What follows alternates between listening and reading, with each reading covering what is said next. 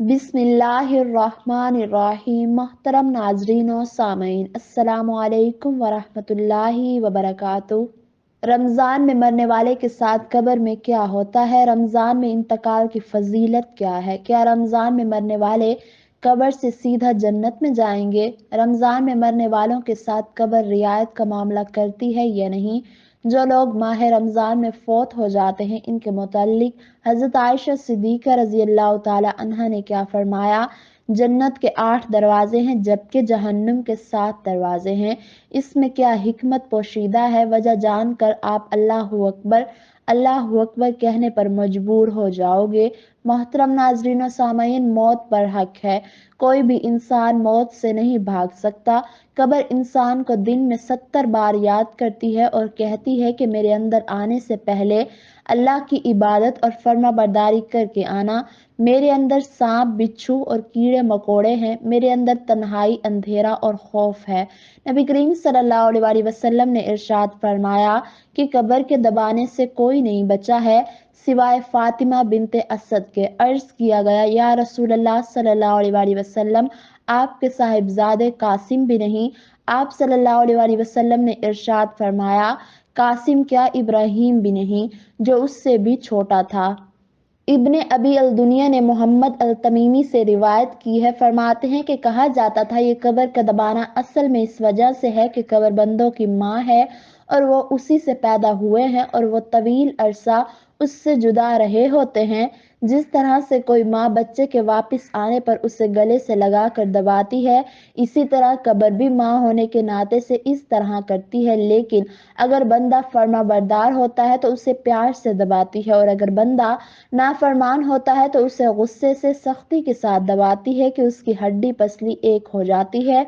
मोहतरम नाजरीन और सामीन, आज की इस वीडियो में हम आपको बताएंगे कि क्या रमज़ान में मरने वाला सीधा जन्नत में जाएगा? अगर रोज़े की हालत में किसी की मौत हो जाए तो अल्लाह की तरफ से उसे कौन सा इनाम दिया जाता है? अल्लाह जल शानहू कब्र में उसके साथ क्या मामला करते हैं? बहुत से लोगों से सुना है कि रमज़ान में मरने वाला सीधा जन्नत में जाता है। अल्लाह जल शानहू कुरान पाक में फरमाते हैं कि रोज़े मेरे लिए हैं और मैं ही इसका अजर दूंगा। अल्लाह के नज़दीक ये दुनिया एक राई के दाने के बराबर भी हैसियत नहीं रखती।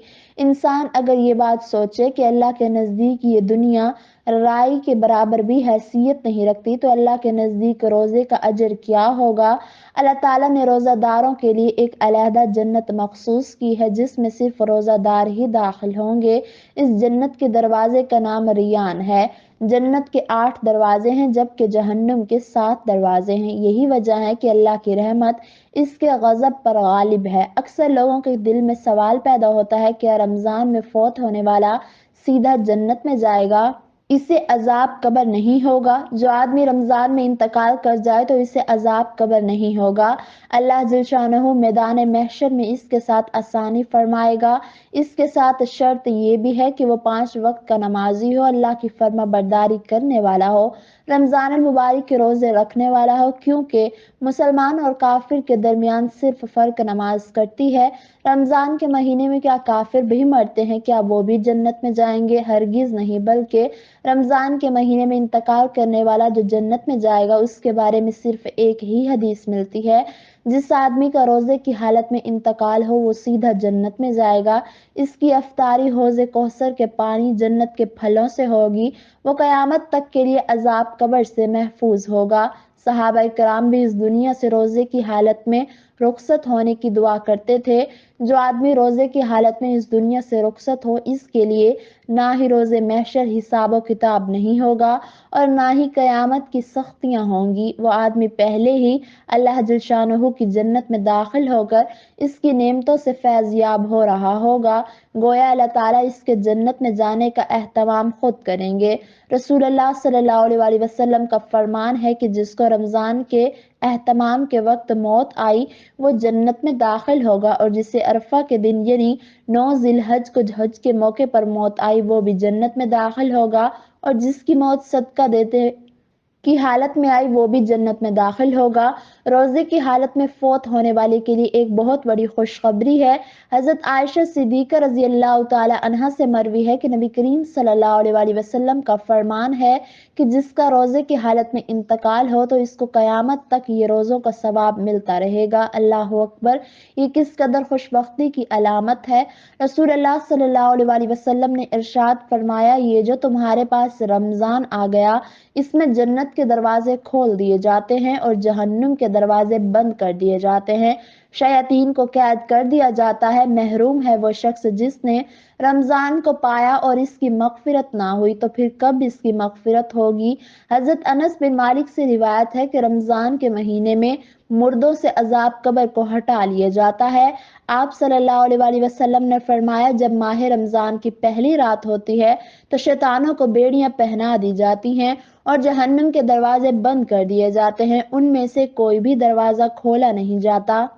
نبی کریم صلی اللہ علیہ وآلہ وسلم نے ارشاد فرمایا کہ 5 نمازیں اور ایک جمعے سے لے کر دوسرے جمعے تک اور ایک رمضان سے دوسرے رمضان تک کے روزے رکھنا ان کے درمیان واقع ہونے والے گناہوں کے لیے یہ کفارہ بن جاتے ہیں جب تک کہ انسان گناہ کبیرہ نہ کرے۔ ایک مرتبہ نبی کریم صلی اللہ علیہ وآلہ وسلم منبر پر تشریف فرما تھے اور آپ نے آمین کہا، پھر دوسری بار، پھر تیسری بار آمین کہا تو صحابہ کرام نے پوچھا، یا رسول اللہ صلی اللہ علیہ وآلہ وسلم یہ کیا ماجرا تھا؟ آپ صلی اللہ علیہ وآلہ وسلم نے فرمایا کہ جبرائیل علیہ السلام میرے پاس آئے اور انہوں نے کہا کہ جس نے رمضان کے روزے پائے وہ بخشا نہ گیا ہو وہ بدقسمت ہو گیا۔ میں نے کہا آمین۔ جب دوسرے درجے پر چڑھا تو انہوں نے کہا کہ جس کے سامنے آپ کا نام لیا جائے اور اس نے درود پاک نہ پڑھا وہ بھی بدقسمت ہو گیا۔ میں نے کہا آمین۔ پھر تیسرے درجے پر چڑھا تو انہوں نے کہا جس نے ماں باپ یا دونوں میں سے کسی ایک کو پایا اور وہ ان کی خدمت کر کے جنت میں نہ گیا وہ بھی بدقسمت ہے۔ میں نے کہا آمین۔ محترم ناظرین و سامعین، اپنے سفر آخرت کے لیے ہمارے پاس کوئی تیاری نہیں۔ دنیا کے جھوٹے اور فانی سفر میں لگاتار ہم ڈوبتے اور مشغول ہوتے جا رہے ہیں، مگر ہم اپنے وطن اصلی کے سفر اور اس کی نیک انجامی و بد انجامی سے یکسر بے خبر ہیں۔ ہمارے پاس سوائے آپسی مخامصت و منازعت اور اختلاف و انتشار کے کوئی مفید اور کارآمد مشغلہ و منصوبہ نہیں ہے۔ ہم سلامتی فکر سے یکسر محروم ہوتے جا رہے ہیں، مثبت اور پازیٹیو سوچ کے بجائے منفی اور نیگیٹو فکر کے عادی ہو چکے ہیں۔ زندگی کی نیا مادیت و ضلالت کے منجھدار میں پھنس چکی ہے، مگر اصلاح کے لیے ہمارے کانوں پر جوں تک نہیں رینگتی۔ ہدایت کی سچی طلب سے ہم یا تو ناآشنا ہیں یا پھر کسل مندی اور غفلت و سہل انگاری ہماری عادت ثانیہ بنتی جا رہی ہے۔ حصول دنیا اور مادیت کی تگ و دو کے لیے 24 گھنٹے ہمارے ہر حص تیار و بیدار رہتی ہے، مگر آخرت کی تیاری اور عقبہ کی دولت و نعمت کی طلب کے لیے ہماری چھٹی حص بھی بیدار نہیں۔ ہم اغیار کی طرح دنیا کے بے حد پرستار ہو چکے ہیں۔ محترم ناظرین و سامعین، رمضان المبارک کا مہینہ اعمال کی اصلاح اور اچھے اوصاف کا حامل انسان بننے کا نہایت ہی قیمتی زمانہ ہے